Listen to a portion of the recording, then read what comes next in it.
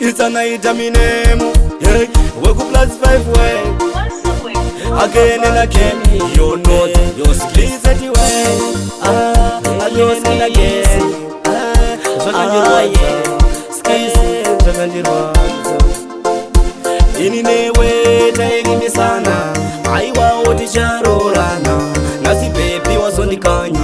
moyo mangu moyo wandibaya dangariro zinondibaya wakaenda mudiwa wangu we uchondisiya mumoyo mangu we muzerero ndamudiwa wangu we dangariro zinondibaya wakaenda mudiwa wangu we uchondisiya mumoyo mangu we muzerero ndamudiwa wangu we ndaitongwa nehondo dzerima murudo rwedu ranga rechirema kuita kuyenguwa yechirimo regero bebi ndakumbira kamboke rudo ndakuyimbira ndinofarakana ungandipindura tuya kuno umbonditsoda ndakusuwa bebi nguwa yareba ingakwanipa yataisimbisana ininewe bebi ticharorana nasikwandisiya ndichichema mzodzi pamatama ndichingoyera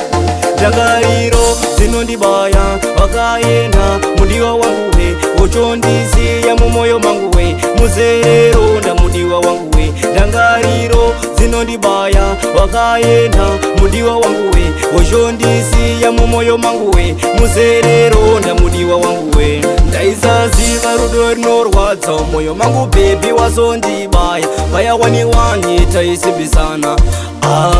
taikwirirana undisiya ndichikuda moyo mangu bebi wakandibaya wakaenda kure kure ungandisiya bebi ndichingochema uyatiumbewo ramangwana regero bebi ndakumbira kamboke rudo ndakuyimbira ndinofarakana ungandipindura dangariro zinondibaya wakaenda mudiwa wangu we uchondisiya mumoyo mangu we muzerero ndamudiwa wangu we dangariro zinondibaya wakaenda mudiwa wangu we uchondisiya mumoyo mangu we muzerero ndamudiwa wangu we ndaitongwa nehondo dzerima murudo rwedu ranga rechirema kuita kuyenguwa yechirimo regero bebi ndakumbira kamboke rudo ndakuyimbira ndinofarakana ungandipindura tuya kuno umbonditsoda ndakusuwa bebi nguwa yareba ingakwanipa yataisimbisana ininewe bebi ticharorana nasikwandisiya ndichichema mzodzi pamatama ndichingoyera